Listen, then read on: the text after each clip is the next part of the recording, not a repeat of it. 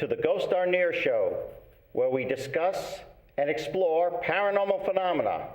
I am your host, Keith Johnson, the co-founder of New England Anomalies Research. And today, I will be interviewing none other than Scott Wolter. You will recognize him from the TV show America Unearthed on the Travel Channel, and he is a forensic geologist and author, along with his wife Janet, co-historian and researcher. And we also have their son Grant. Grant, it's nice to have you today. Yeah. Thank you for joining us. Thank you, Scott. It's such an honor to have you two on today. Well, thank you so much. We're excited to be here, and I have to say that it's going to be extra fun having Grant here with us. So that is great. And he's a structural engineer, so if there's anything that ventures into that territory, I'm going to defer to him. Oh, I'm sure we will. I'm sure we will. Okay. And I'd like to mention your new book, Cryptic Code of the Templars in America. See? You can get a shot of that? Yes. It's your newest book, correct? Yep, it's been out about 2 months, 2.5 months. Oh, very good, very good. I love the color, the cover and everything, the colors, and I can't wait to get into it. Well, it's pretty good. I think it's the best work I've done. This is the 4th book I've done with this subject matter of Templars in America, and I think it's the best. So I think you'll enjoy it. Oh, thank you. If not, don't tell me. Well, the Templars in America, that's a fascinating topic. It is. Which a lot of people want to learn about and want to know about. Right. Now, you've had many experiences in New England. Oh, I've spent a lot of time here in New England because as part of this research that for me began actually 20 years ago in this coming July, I can't believe it's been that long, but it started with the Kensington runestone, and then I went over to Scandinavia trying to track the origins of the inscription. And it's a long inscription carved in runes.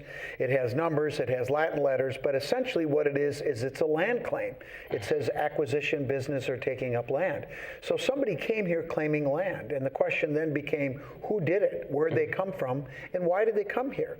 And so that led me over to Scandinavia, and I spent a few years over there finding all the elements that had not been found up to that point, and it was then that I realized the people that had carved this were the Knights Templar, the medieval Knights Templar. And of course, if you know anything about the Templars, they were persecuted by the King of France, oh, yes. Yep. by the Roman Catholic Church, and in 1307 they were suppressed, and everybody thought that they had disappeared. Well, that is not the case. They did not disappear. They just went underground and eventually turned their attention over here to North America, and the base of operations was in the Northeast, right here. So that's the reason I've spent so much time here. Oh, well, that is truly fascinating. Now, the Narragansett rune stone, Templar in origin, correct? Yes. And the key to the Narragansett runestone, which was found off Pojak Point, which is just south of here a little bit, where we're sitting right now. And I'm going to actually be meeting, after we have this interview, we're going down to see where the Narragansett runestone is now. And we're going to meet with some of the council members of North Kingstown. Apparently the city engineer is going to be there, and some of the retired folks that remember artifact going back to the 1940s.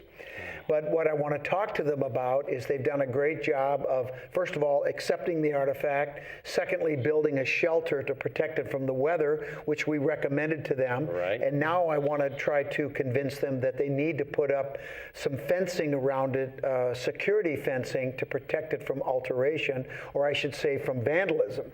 Because just yesterday, Grant and I were up at America Stonehenge, a fantastic, mysterious site that's pre-Columbian, that was vandalized a couple of months ago by an ultra right-wing group. And we went up to look at some of the repairs that had been done. But I'm going to talk to them in North Kingstown about protecting it from, all it takes is one person, right, to destroy a historical artifact. Yep, sad but true. And whether we know everything about it or not, it doesn't matter. We'll learn things in the future, and we will solve all the mysteries of it. But until that time, we need to protect it. Yes, and Sandra and I have experienced that historic sites in Rhode Island and in New England and the whole area. You get a cemetery, historical cemetery, that has a reputation for haunted phenomena. Right. Pretty soon people are knocking over gravestones, chipping away at things, taking mementos, and sacrilege and things like that. So, well, and you want to believe that people know better and they understand the respect and the sacredness of these things, and sadly, like I said, all it takes is one to ruin it for everybody else. Okay, now another location that is very close to my heart personally, the Newport Tower. Newport Tower and its possible connection to Prince Henry. Well, if you talk to the local indigenous people, and we're actually going to be the chief of the Wampanoag tribe, that was their territory that the Newport Tower now sits on. And in talking to Chief Black Eagle, I asked him point blank, and I recorded it, who built this tower? And he said, Prince Henry Sinclair and the Templars when they came through here. And, some people say, well, how would he know that?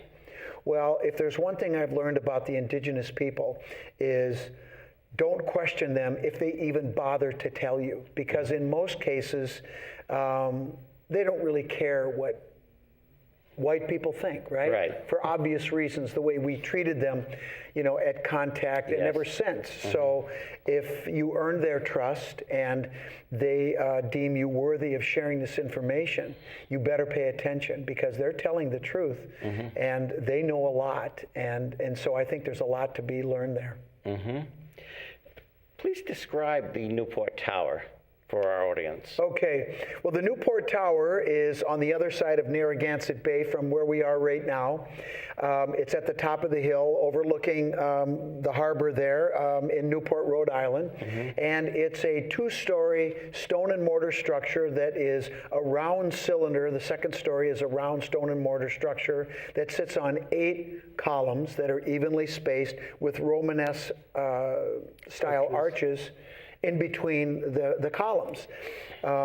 And when you look at it, some people have claimed that it's a colonial windmill. Yeah, and I've always wondered about that, how it could be a windmill and the structural integrity. I'm going to ask that about Grant, if you could explain that to us. Well, it probably would not be a windmill. Basically, if you think about a windmill, it's going to take a lot of lateral forces from the wind that it's designed to catch, right? Yes. So if I were going to design a windmill, rather than a bunch of columns with arches connecting them, I'd build a continuous wall, because that's going to be much stronger resisting these lateral forces than these arches are. And not only are they weaker to resisting wind load, they're more difficult to build.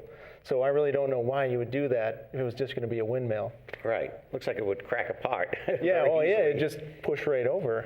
Yeah. Well, actually, that's a really good point, and I didn't think about it until he just said it. It's actually beautiful when you look at it, and not coincidentally, in my view, if you look at Templar architecture, medieval Templar architecture, in some of the most sacred places to the Templars, like in Portugal, there's a Templar castle in Tomar, where inside the church, the altar is a 2-story octagonal-shaped tower on 8 heavy columns with Romanesque arches.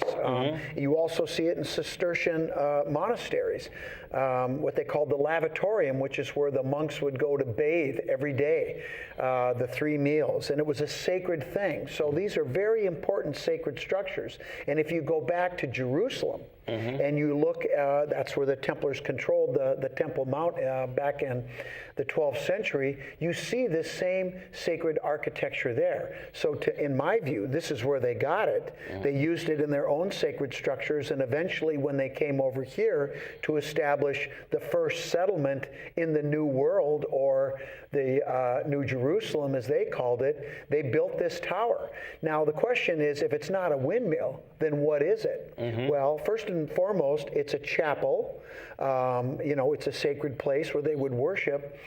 I didn't say church. Okay. A chapel. Chapel. And it's also been known to, we've documented numerous solar, lunar, and other astronomical alignments. It's basically an observatory.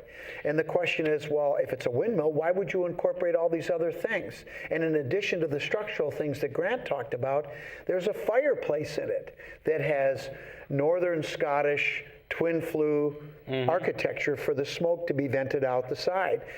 Why would you build a fireplace inside of a windmill that's grinding grain, right? Doesn't make much sense. It would blow up. Yeah. So, Exactly. there's really no evidence to support the fact that it's a windmill.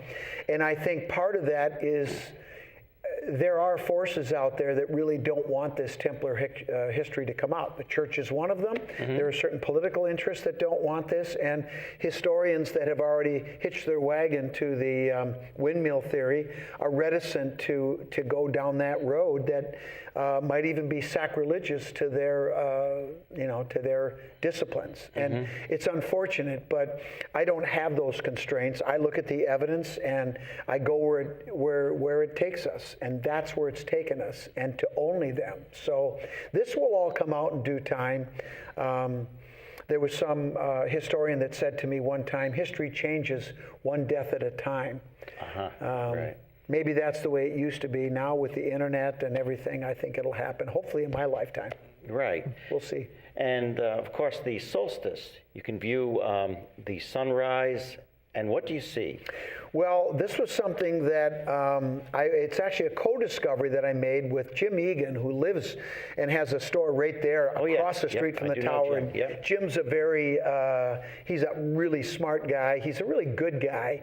I think he gets a little excited about his theory. We have a disagreement about it, but what I Jim, is we agree to disagree respectfully, and we're still really good friends. And I know he's wrong, he knows I'm wrong, but we'll see how that all plays out. But the bottom line is we agree it's not a colonial windmill. It was built before that. Right. And really that's all that matters at this point.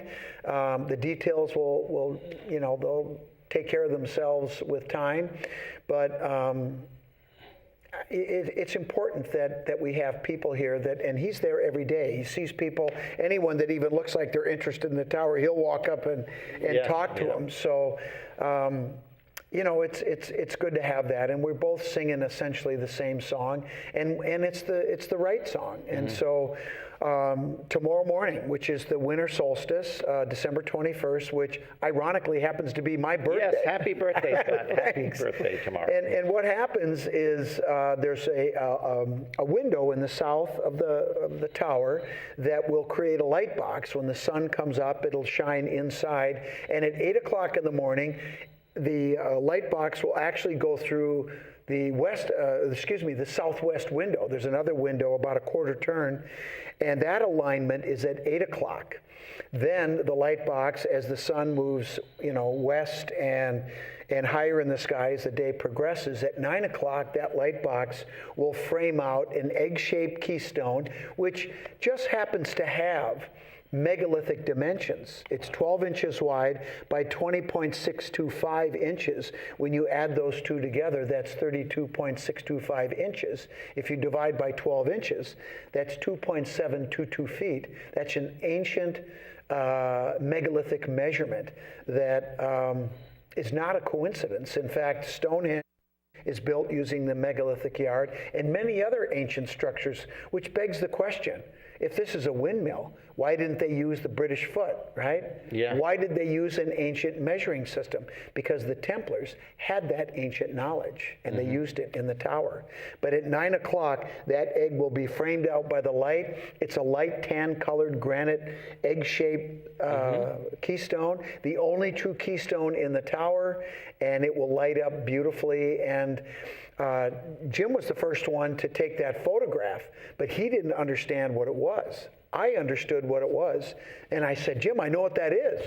And anyway, we that following winter, it was 2 months after he showed this photograph, that I went to the tower and I documented it, and it was amazing.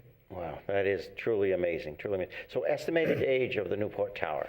Well, if I had to put money down right now, I would say circa 1400, because Earl Henry Sinclair came here in 1398, and he left over 140 nights all told in 2 trips he took, 1395, 1398.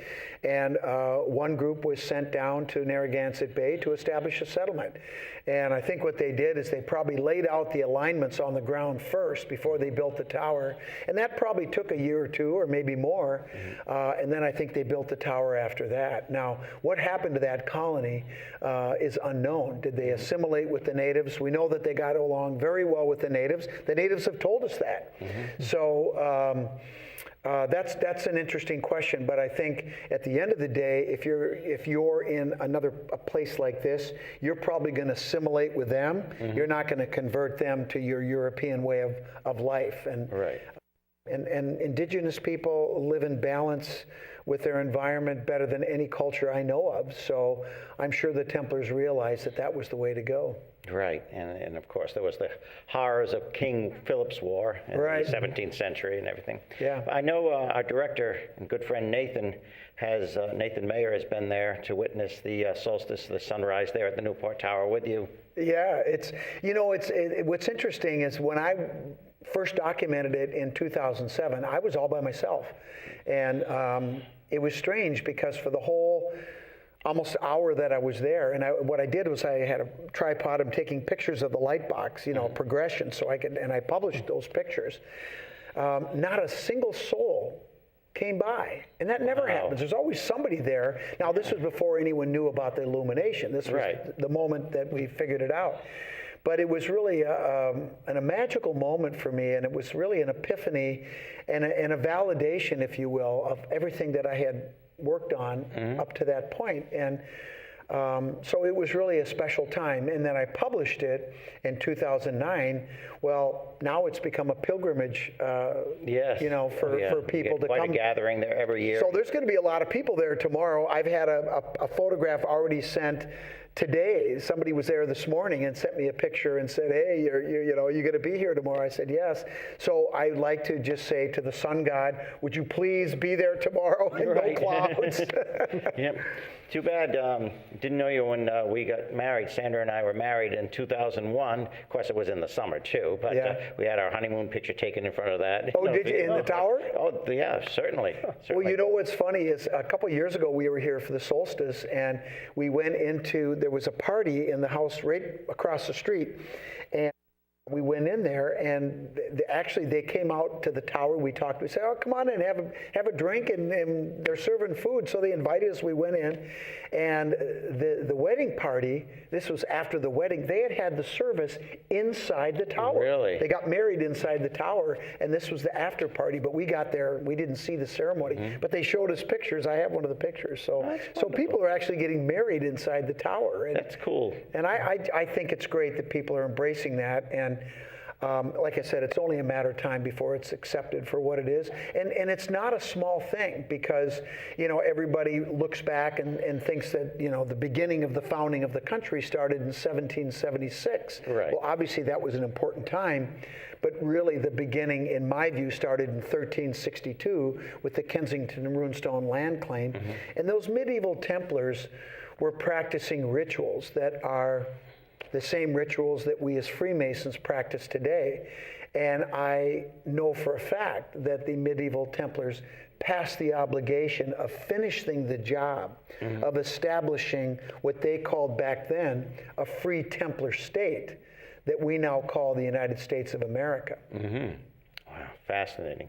Makes sense, doesn't it? It does. Yeah. It truly makes sense. And Getting back to the Sinclairs. yes. Yeah, the Westford Knight. Yes, the Westford Knight. Well, the Westford Knight, and I, some of the people in the area might not be too happy with me when I say this, but look, the facts are the facts.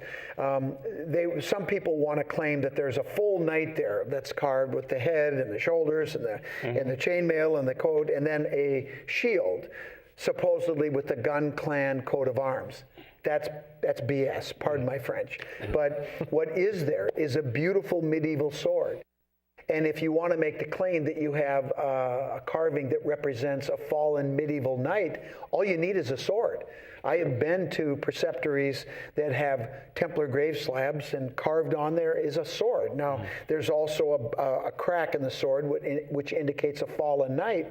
And you actually have that on the glacial striations that they took advantage of for the blade, and you have that right there. So, is it, does it symbolize and date back to a fallen Templar knight that was with Earl Henry Sinclair's party of Templars that were here? It could very well. Do I know that for sure? No. Do I want to believe it? Absolutely. And it could very well be. Right, and of course now they have the whole effigy there. The bronze casting that was put there of the knight with the sword, done by David Christiana, and he did a great job. And it's a great sight. And if you're a type of person that feels things when you're at a place, and there are people that have very strong feelings like that, as you know. Many people say there's good energy there. All I know is there's definitely a sword, and it could very well, as far as the weathering, date back to that time period. Yes. And of course, America's Stonehenge. Touch upon that. And yep. You were there as well, right? Yeah, we were out there yesterday. Yeah. If I can ask Grant a question, I've been there many times, and we filmed episodes there. This is really your first time as an adult there. We took him when he was little, but what'd you think? Well, it's unlike anything I've ever seen really here in America as far as, archaeological sites. It doesn't look like anything I've seen that's Native American in origin.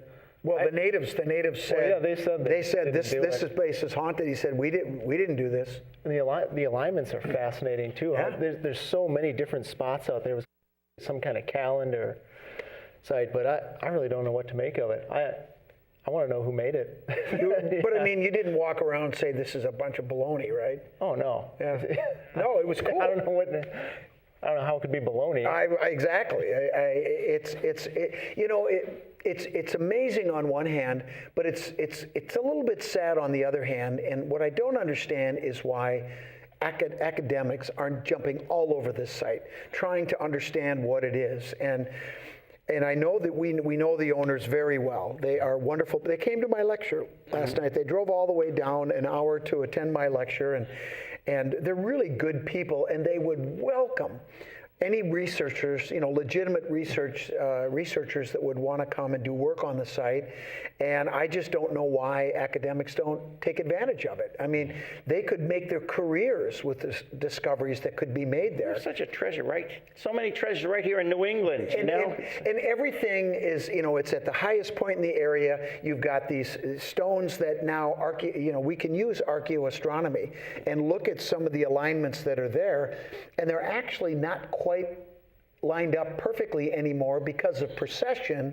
Things have moved off a little bit, and if you go back, you can actually retro age these alignments when they were perfect, and they're not hundreds of years, they're thousands of years.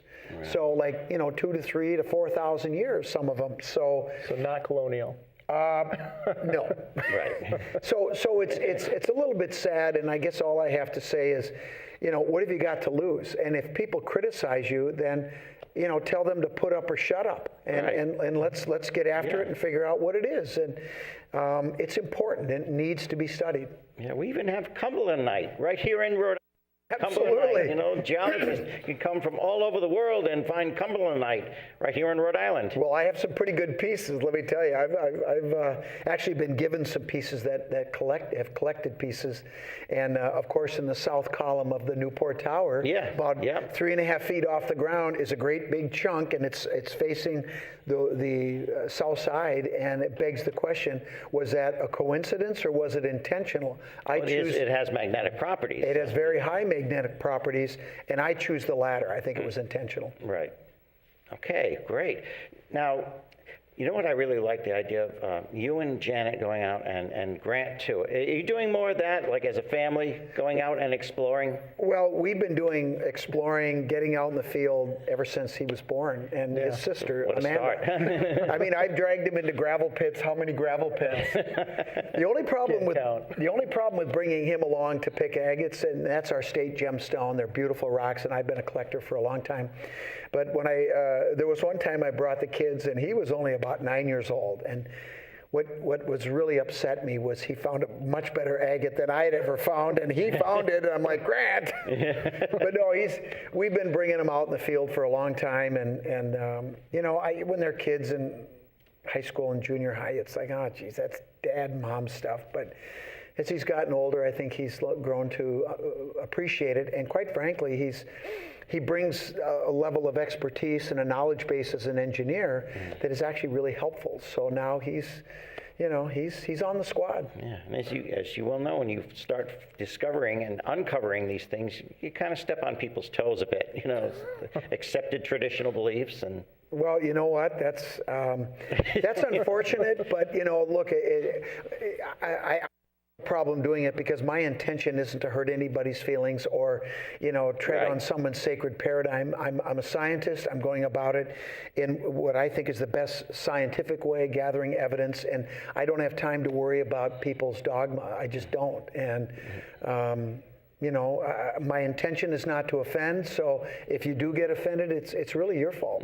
That's the way I look at it. Right.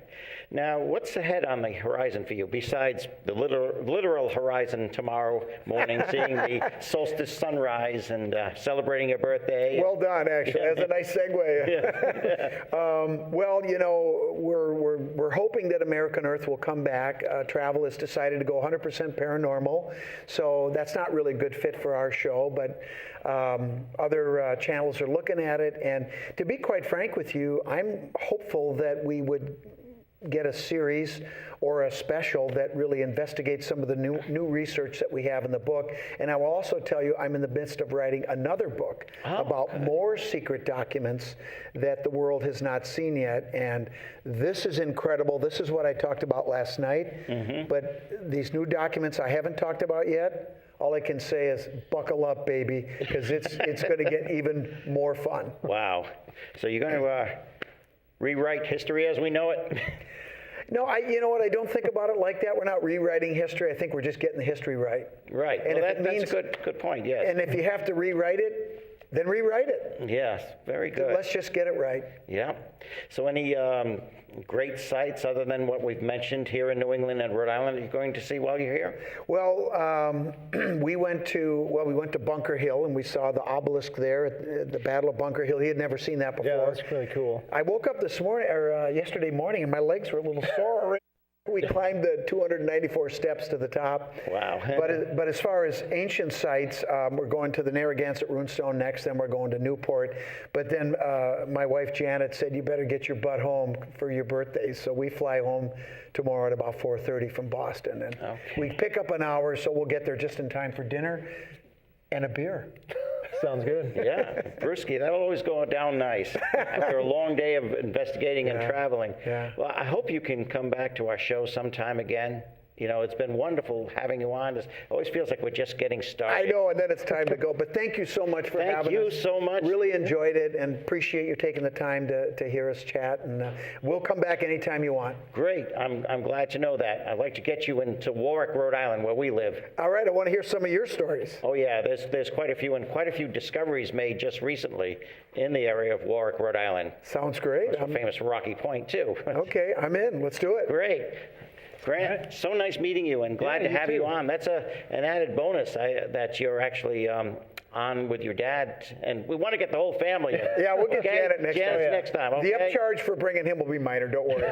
Okay. Thank you, seriously. Well, okay. God bless. Good luck with your endeavors and safety.